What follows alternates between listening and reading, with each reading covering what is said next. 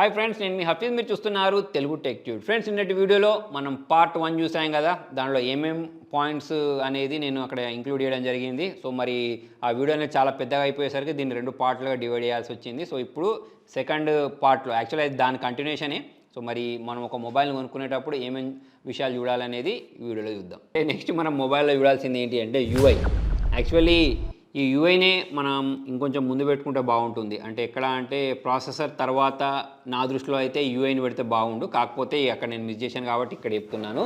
యూఐల గురించి మాట్లాడినట్టు అంటే మనం మొబైల్ని వాడేటప్పుడు ఆ మొబైల్ అనేది మనకు ఎక్కువగా ఈ యూఐ మీద ఆధారపడే దాన్ని వాడాలా లేదా అనిపిస్తూ ఉంటుంది అన్నట్టు. ల్యాగ్ అవ్వడమైనా కానివ్వండి, లేకపోతే యాడ్స్ రావడమైనా కానివ్వండి, ఆ బ్లోట్వేర్స్ ఉండడమైనా కానివ్వండి, చెత్త స్పామ్ నోటిఫికేషన్స్ రావడమైనా కానివ్వండి, అవన్నీ ఎక్కడ డిపెండ్ అయి ఉంటుంది అని అంటే మన మొబైల్లో ఉండే యూఐ మీదనే ఆధారపడి ఉంటుంది. సో ఇప్పుడు మార్కెట్లో చాలా మొబైల్ కంపెనీస్ అనేవి ఉన్నాయి కదా. అన్ని మొబైల్ కంపెనీస్ అనేవి వాళ్ళ యూఐని డెవలప్ చేసుకున్నాయి. యాక్చువల్గా ఇక్కడ జరిగేది ఏంటి అంటే వీళ్ళందరూ గూగుల్ దగ్గర నుంచి సాఫ్ట్వేర్ తీసుకొని దాన్ని డెవలప్ చేస్తారన్నట్టు. అంటే వాళ్ళకి సంబంధించిన ఫీచర్స్ ఇచ్చేసి దానికి ఒక పేరు పెట్టి మనకు మొబైల్లో ఇన్స్టాల్ చేసి ఇస్తూ ఉంటాయి. ఫర్ ఎగ్జాంపుల్ ఇప్పుడు సామ్సంగ్ గురించి మాట్లాడినట్టయితే సామ్సంగ్లో మనకు వన్ యూఐ ఉంటుంది. సో ఇప్పుడు ఉన్న యూఐలలో ద బెస్ట్ యూఐ ఏంటి అంటే వన్ యూఐ నా దృష్టిలో.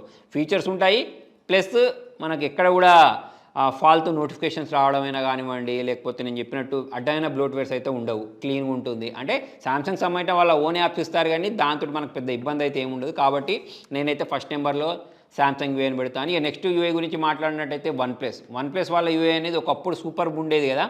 అంటే ఆక్సిజన్ ఓఎస్ ఉన్నప్పుడు సూపర్ ఉండేది. కాకపోతే వీళ్ళు ఎప్పటి నుంచి అయితే ఒప్పో వాళ్ళతోటి మెర్జ్ అయ్యారో అప్పటి నుంచి ఓఎస్ అనేది మారిపోద్ది అని అనుకున్నాము. కాకపోతే వాళ్ళ అంటే ఒప్పో ఓఎస్కి సంబంధించిన కొన్ని షాడోస్ కనిపించినా సరే ఆక్సిజన్ ఓఎస్ అనేది అంటే ఇప్పుడు కలర్ ఓఎస్ అనేది దాని పేరు కలర్ ఓఎస్ అనేది ఇంకా బాగానే ఉంది. ఎస్పెషల్లీ దీనిలో అంటే ఓన్లీ వన్ ప్లస్ మొబైల్స్లో మాత్రమే. ఇక దాని తర్వాత మళ్ళీ మీరు రియల్మీ తర్వాత ఒప్పో మొబైల్స్లో చూసారనుకోండి, దానిలో చెత్త ఉంటుంది మొత్తము. హాట్ యాప్స్ అని చెప్పేసి, ఆ బ్లోట్వేర్స్ అని, ఈ బ్లోట్వేర్స్ అని చెప్పేసి, ఆ స్పామ్ యాడ్స్ అని చెప్పేసి, వల్గర్ యాడ్స్ అని చెప్పేసి అవన్నీ వస్తూ ఉంటాయి. కాకపోతే వన్ ప్లస్ మొబైల్స్లలో ఈ కలర్ ఓఎస్ మాత్రం బాగుంది. మనకు ఫీచర్స్ దొరకడంతో పాటు మొబైల్ అనేది కూడా వాడడానికి మనకు బాగా అనిపిస్తూ ఉంటుంది, నీట్గా అనిపిస్తూ ఉంటుంది. సో మరి మనం వన్ యూఐ తర్వాత కొనుక్కోదగ్గ అంటే మనకు మంచి యూఐ కావాలి అంటే మాత్రం ఇక్కడ ఈ కలర్ ఓఎస్ వన్ ప్లస్లో ఉండేది మాత్రం తీసుకోవచ్చు. ప్లస్ ఇక్కడ ఇంకోటి ఏంటి అంటే మనం శాంసంగ్ని ఫస్ట్ పెట్టడానికి రీజన్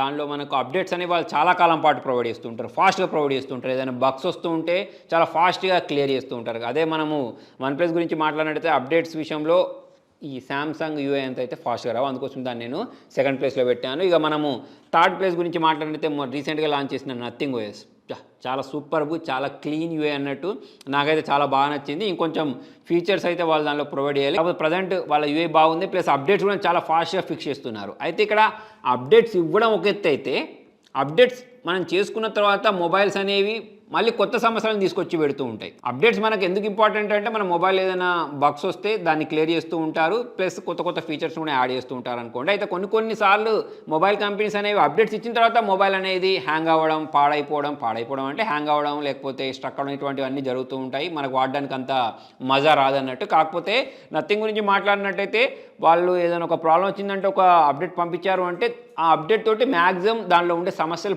పోతున్నాయి. కాకపోతే కొన్ని కంపెనీస్లలో అప్డేట్స్ ఇచ్చిన తర్వాత కొత్త సమస్యలు వస్తూ ఉంటాయి. ఆ విషయంలో మనకి ఇక్కడ నథింగ్ని మెచ్చుకోవచ్చు. యూఐ పరంగా చూసుకున్నట్టయితే ఇంకో కొన్ని ఫీచర్స్ యాడ్ చేస్తే బాగుంటుంది. ప్రజెంట్ చూసుకున్నట్టయితే నాకు థర్డ్ ప్లేస్లో అది అనిపించింది. ఇక నెక్స్ట్ యూఐ గురించి మాట్లాడినట్టయితే మోటరోలాకి సంబంధించిన యూఐ. సో ఇక్కడ కూడా మనకు చాలా క్లీన్ యూఐ చూడడానికి అనిపిస్తుంది, స్టాక్ హండ్రెడ్ చూడడానికి అనిపిస్తుంది, ఎటువంటి బ్లోట్వేర్స్ ఉండవు. సో దీన్ని ఉంచవచ్చు. ఇక దాని తర్వాత గురించి మాట్లాడితే అన్నీ ఒకటే కేటగిరీ కిందకి పెట్టచ్చు. ఏంటిది, వివో అయినా కానివ్వండి, ఒప్పో అయినా కానివ్వండి, ఐక్యూ అయినా కానివ్వండి. మీరు అయితే లావా వాళ్ళ తీసుకున్నట్టయితే మర్చిపోయిన లావా వాళ్ళు కూడా క్లీన్ యూఐనే ప్రొవైడ్ చేస్తున్నారు. ఇక మనకు పోకో మొబైల్స్ తీసుకున్న ఇవన్నీ ఏంటంటే మొబైల్స్ ఇన్స్టాల్ చేసుకున్న తర్వాత దానిలో ఏవో కొన్ని బ్లోట్వేర్స్ అయినా చూడడానికి కనిపిస్తాయి. లేకపోతే రియల్మీ యూఐ గురించి మాట్లాడినట్టయితే దానిలో చాలా రకాల యాడ్స్ అనేవి వస్తూ ఉంటాయి. రెడ్మీ మొబైల్స్ గురించి మాట్లాడినట్టయితే యాడ్స్ అనేవి వస్తూ ఉంటాయి. లేకపోతే హాట్ యాప్స్ అని చెప్పేసి బ్లోట్వేర్స్ని ప్రొవైడ్ చేస్తూ ఉంటారు. సో క్లీన్గా అయితే ఉండదు వీటితో పోల్చుకున్నట్టయితే. ఇక అవన్నీ మనం ఒకటే ఎక్కువ కిందకి పెట్టుకోవచ్చు. ప్లస్ ఈ అన్ని మొబైల్స్ గురించి మాట్లాడినట్టయితే అప్డేట్స్ అనేవి ఫాస్ట్గా రావు. ఇవి కాకుండా మిగతా అన్ని బ్రాండ్స్ గురించి మాట్లాడితే మోటరోలా బ్రాండ్ గురించి మాట్లాడినా సరే అప్డేట్స్ ఇవ్వరు వీళ్ళు. ఎప్పుడో అప్డేట్ ఇచ్చి ఇంకెప్పుడో వాళ్ళు అప్డేట్స్ని రిలీజ్ చేస్తూ ఉంటారు. అప్డేట్స్ విషయంలో వీళ్ళైతే మిగతా అన్ని బ్రాండ్స్ అయితే ఇంప్రూవ్ అవ్వాల్సిన అవసరం అయితే ఉంది. సెక్యూరిటీ గురించి మాట్లాడినట్టయితే ఇక నాకు సెక్యూరిటీ ఉండే మొబైల్ కావాలంటే ఇక ఐఫోన్ కొనుక్కోండి. మీ దగ్గర డబ్బులు ఎక్కువ ఉంటే. ఇక లేదు నాకు డబ్బులు తక్కువ ఉన్నాయి అంటే ఇక మనం శాంసంగ్లో కూడా చాలా మొబైల్స్లో నాక్ సెక్యూరిటీ చూడడానికి కనిపిస్తుంది. అంటే మనకి ఇక్కడ హార్డ్వేర్ ప్లస్ సాఫ్ట్వేర్ కాంబినేషన్ అన్నట్టు సెక్యూరిటీ పరంగా. ఇప్పుడు డెడికేటెడ్గా ఒక చిప్ని ప్రొవైడ్ చేస్తూ ఉంటారు వీళ్ళు. దాని కారణంగా మనకు మొబైల్ అనేది హ్యాక్ అవ్వడానికి ఛాన్సెస్ అనేవి తక్కువ ఉంటాయి. కాబట్టి మనం సామ్సంగ్ మొబైల్ గురించి మాట్లాడినట్టయితే నాక్ సెక్యూరిటీ ఉంటుంది. అదే మనము మోటరోలా గురించి మాట్లాడితే థింక్ షీల్డ్ ఉంటుంది, పిక్సెల్లో టైటాన్ ఉంటుంది, మనకు ఐఫోన్లో సెక్యూర్ ఎన్క్లేవ్ ఉంటుంది. ఈ విధంగా చూసుకున్నట్టయితే మనకి ఇక్కడ ఒక డెడికేటెడ్ చిప్స్ని ఈ 4 కంపెనీలే ప్రొవైడ్ చేస్తున్నాయి. కాబట్టి ఈ 4 కంపెనీలలో ఒకదాన్ని అయితే మనము చూస్ చేసుకోవచ్చు. నేనైతే ఐఫోన్ తర్వాత ఎక్కువగా ప్రిఫర్ చేసేది సామ్సంగే. సామ్సంగ్ తర్వాత మనకు మోటరోలాలో అయితే ఒక డెడికేటెడ్ చిప్ ఉంటుంది. మీకు సెక్యూరిటీ పరంగా ఇష్యూస్ ఉంటాయంటే వీటిలో ఒకదాన్ని అయితే తీసుకోవచ్చు. నెక్స్ట్ ఇంపార్టెంట్ పాయింట్, అసలు ఇట్లా మర్చిపోయాను, దీన్ని ఇంత దూరం ఎట్లా తీసుకొచ్చానో నాకు కూడా అర్థం కావట్లేదు. అదేంటంటే కెమెరా. చాలామంది మొబైల్ కెమెరా కోసమే తీసుకుంటూ ఉంటారు, అంటే మంచి ఫొటోస్ క్యాప్చర్ చేసుకోవడానికి తీసుకుంటూ ఉంటారు. అయితే మరి మనము ఎంత మెగాపిక్సెల్ ఉండే కెమెరా ఫోన్ తీసుకోవాలి అంటే ఇక్కడ నేను చెప్పేది, అసలు మీరు మెగాపిక్సెల్ కౌంట్ని చూడకండి. ఫర్ ఎగ్జాంపుల్ ఇప్పుడు రియల్మీ వాళ్ళు మొన్న మధ్య రియల్మీ 11 Pro Plus అని చెప్పేసి ఒక మొబైల్ లాంచ్ చేస్తారు 200 మెగాపిక్సెల్ తోటి. కాకపోతే 200 మెగాపిక్సెల్ తోటి అంటే 200 మెగాపిక్సెల్ ఇచ్చారు కదా అని చెప్పేసి ఇప్పుడు నా దగ్గర సామ్సంగ్ S23 Ultra ఉంది, దీనిలో 200 మెగాపిక్సెల్ ఉంది. దీన్ని కంపేర్ చేయడానికే లేదు. సో అదేమో 25,000 మొబైల్, ఇదేమో ₹1,00,000 మొబైల్. ఇక్కడ నేను చెప్పేది ఓన్లీ ప్రైస్ మాత్రమే కాదు, ఇక్కడ మనకు ఆప్టిమైజేషన్ అని చెప్పేసి ఉంటుంది, దానిలో ఉండే సెన్సార్స్ ఉంటాయి.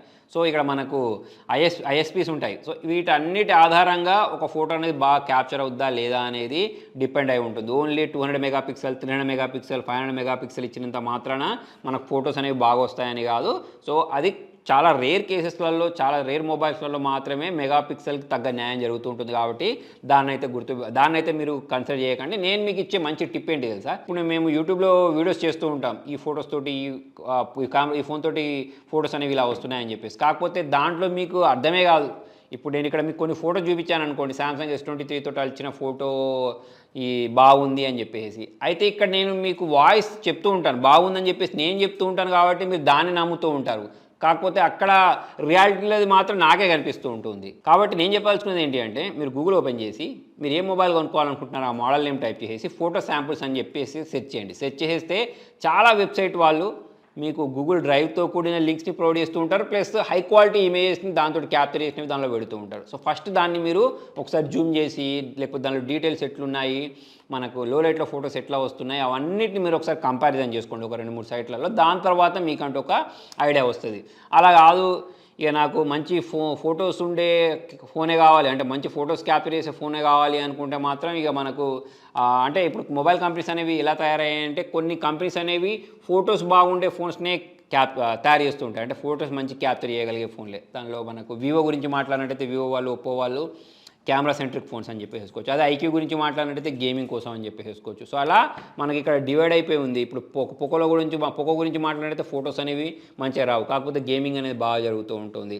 సో ఆ విధంగా ఇప్పుడు మనం మంచి ఆల్రౌండర్గా కావాలి అంటే సామ్సంగ్ మొబైల్స్లో తీసుకోవచ్చు, ఐక్యూ మొబైల్స్లో తీసుకోవచ్చు.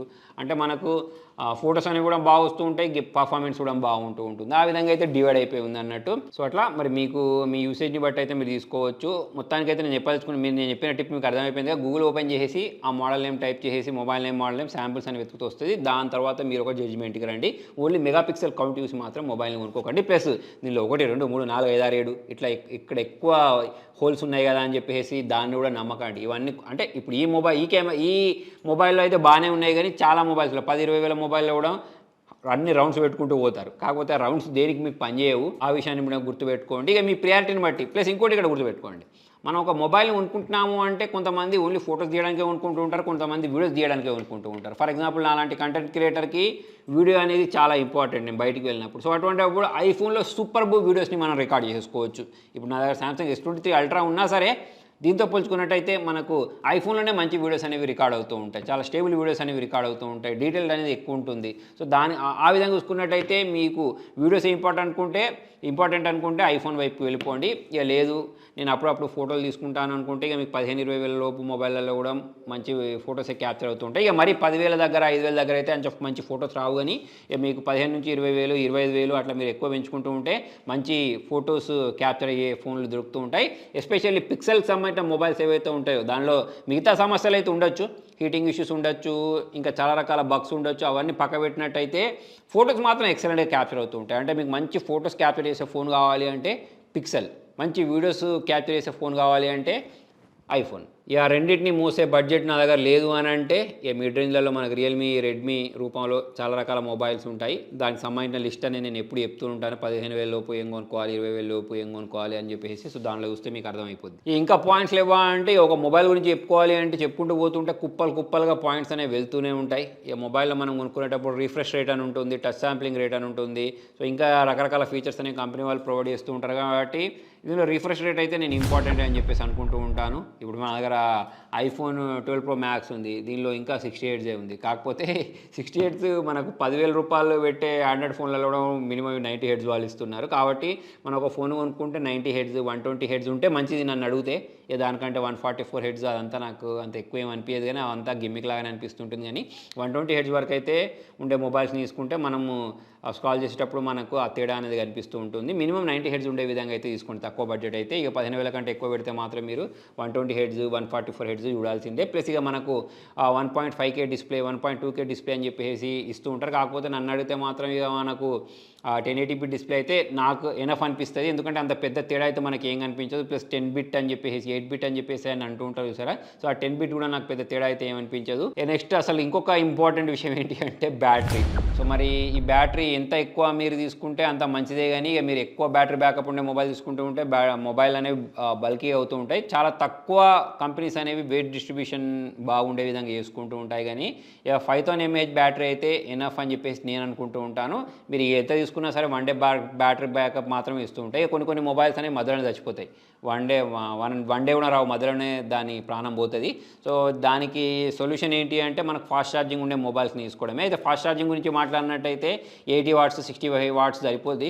ఇక 120 వాట్స్ అని చెప్పి 240 వాట్స్ అని చెప్పేసి ఇంకా 1000 వాట్స్ కూడా తీసుకొస్తారు కావచ్చు. కాకపోతే అంత నెసరీ ఉంటుందని చెప్పేసి అయితే నేను అనుకోవట్లేదు.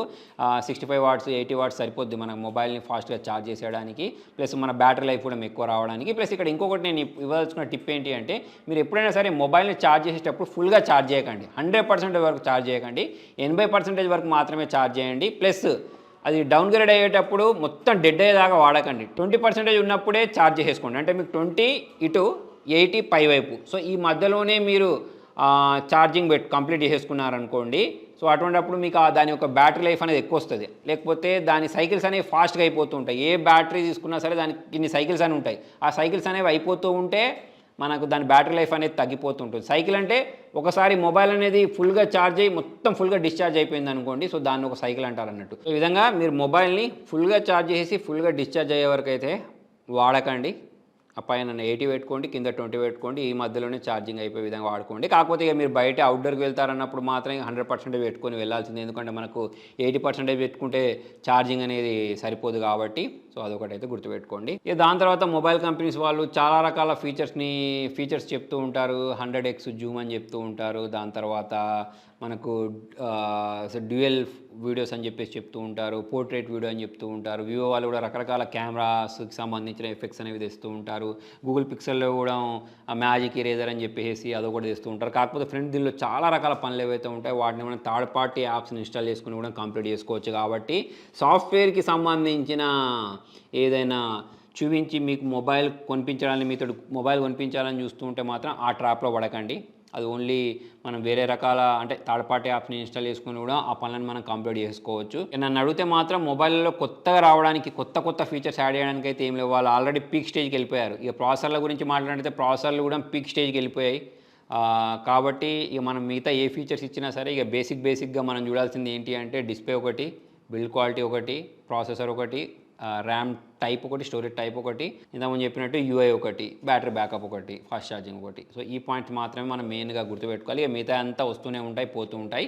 సో మరి మొత్తానికి ఇది ఫ్రెండ్స్ ఇవాళ వీడియోలో. మరి నేను ఇంకా ఏమైనా పాయింట్ వదిలేస్తే కింద కామెంట్లో రాయండి. మరి వీడియోని సాధ్యమైనంత వరకు షేర్ చేయండి. Thank you.